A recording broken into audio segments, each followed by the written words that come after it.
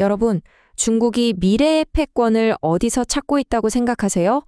오늘 분석에서는요, 심해에서 우주에 이르기까지 중국이 선점하려는 5개의 새로운 최전선을 집중적으로 한번 파헤쳐 보겠습니다.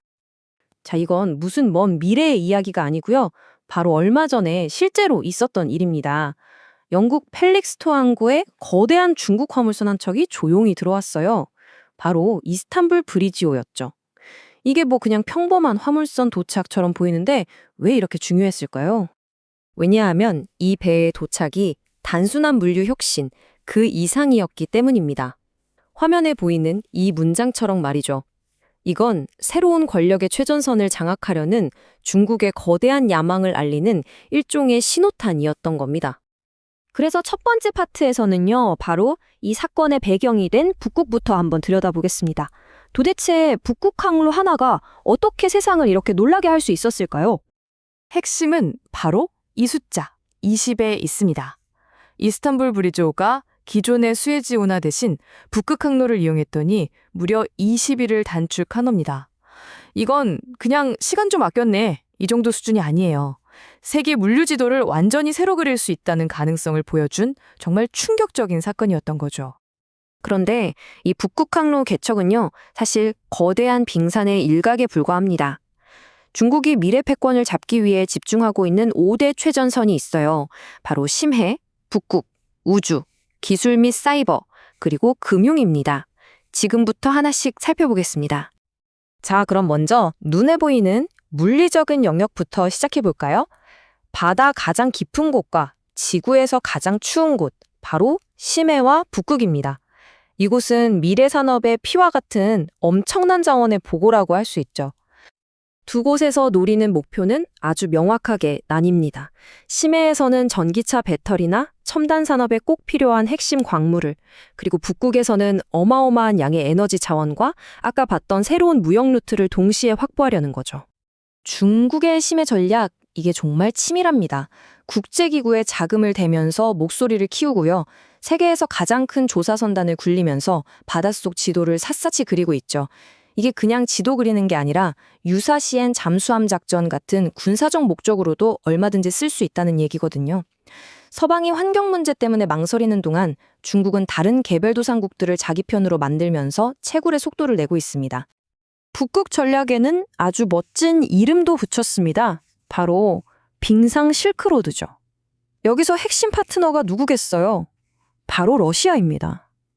특히 요즘처럼 국지 정세 속에서 고립된 러시아에게 중국은 정말 중요한 파트너가 됐죠. 이 그래프를 보시면 상황이 얼마나 심각한지 정말 한눈에 들어오실 겁니다.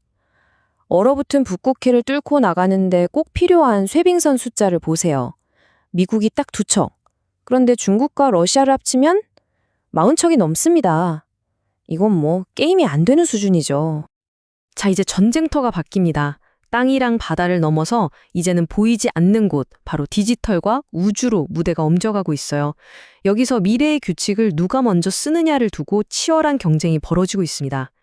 여러분, UIP라는 말 혹시 들어보셨나요? 좀 생소할 수 있는데 쉽게 말해서 중국이 밀고 있는 차세대 인터넷 표준이라고 보시면 돼요. 근데 이게 지금 우리가 쓰는 인터넷이랑 근본적으로 다른 점이 하나 있습니다. 바로 국가가 데이터 흐름을 훨씬 쉽게 통제하고 감시할 수 있게 설계됐다는 거죠. 그럼 이 새로운 인터넷 표준을 어떻게 전 세계에 퍼뜨리려고 할까요? 중국의 계획은 아주 단계적입니다. 첫째, 지금 인터넷에 문제가 많다고 계속 지적을 하고요. 둘째, 국제기구에 자기들이 만든 새로운 기준을 표준으로 제안합니다. 그리고 이걸 통해 국가가 모든 걸 통제하는 디지털 권위주의 모델을 다른 나라에까지 수출하려는 거죠. 우주에서도 마찬가지입니다. 지금 2개의 거대한 동맹이 팽팽하게 맞서고 있는데요. 한쪽에는 미국이 이끄는 아르테미스 협정이 있습니다. 60개가 넘는 국가들이 함께 모여서 투명하고 평화롭게 우주를 탐사하자는 약속이죠. 반면에 중국은 어떠냐? 러시아랑 손잡고 달에 기지를 짓는 ILRS 프로젝트를 추진 중입니다. 이쪽은 평화적 탐사보다는 자원 채굴에 훨씬 더 큰 목적을 두고 있어요. 우주를 보는 철학 자체가 완전히 다른 셈입니다. 자, 이제 마지막 최전선입니다. 바로 돈, 금융이죠. 세계 경제의 중심축인 미국 달러의 영향력에서 벗어나려는 중국의 시도는 지금 어디까지 와 있을까요? 중국의 목표는 간단합니다. 지금 전 세계 금융망은 미국 달러랑 스위프트라는 국제 결제 시스템이 꽉 잡고 있잖아요. 여기서 벗어나고 싶은 거예요. 그래서 만든 게 바로 CIPS, 중국의 위안화 국제 결제 시스템, 그러니까 중국판 스위프트라고 할 수 있습니다. 그런데 이 그래프를 한번 보시죠. 야망은 큰데 현실은 아직 좀 다릅니다. 전 세계 결제 시장에서 위안화가 차지하는 비중, 고작 2에서 3% 수준이에요. 달러의 위상은 여전히 넘사벽이죠. 그럼 이거 별거 아니네? 라고 생각하실 수도 있는데 여기서 진짜 중요한 포인트가 나옵니다. 중국의 진짜 목표는요, 당장 달러를 밀어내는 게 아니에요. 그보다 훨씬 현실적이고 시급한 목표가 있습니다. 바로 미국의 금융 제재라는 아주 강력한 무기를 무력화시키는 거죠. 이 CIPS는 중국과 그 친구들을 위한 일종의 경제적 방패막이가 되는 셈입니다.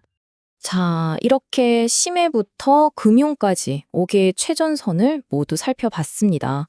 그럼 이 거대한 경쟁, 이 거대한 체스판에서 미국과 서방 세계는 어떻게 대응해야 할까요? 네, 바로 그 질문이죠. 이 새로운 도전에 미국은 과연 어떻게 맞서야 할까요? 전문가들의 조언은 크게 세 가지로 요약됩니다. 첫째, 하드파워에 다시 투자하라는 겁니다. 쇄빙선이나 심해 채굴 기술처럼 눈에 보이는 물리적인 역량을 다시 키워야 한다는 거죠. 둘째, 혼자 싸우지 말고 동맹을 모으라는 겁니다. 아르테미스 협정처럼 투명하고 개방적인 대안을 제시해서 파트너들을 끌어들여야 합니다. 그리고 마지막으로 가장 중요한 건데요. 방어만 하지 말고 적극적으로 경쟁하라는 겁니다. 중국이 새로운 영역의 깃발을 꽂기 전에 먼저 가서 규칙을 만들고 기술을 선점해야 한다는 거죠. 심해의 가장 깊은 곳에서부터 저 먼 우주까지 21세기의 새로운 영토를 차지하기 위한 경주는 이미 시작됐습니다. 이 거대한 경쟁의 끝에서 과연 누가 우리 미래의 규칙을 새로 쓰게 될까요? 한 번쯤 깊이 생각해 볼 문제입니다.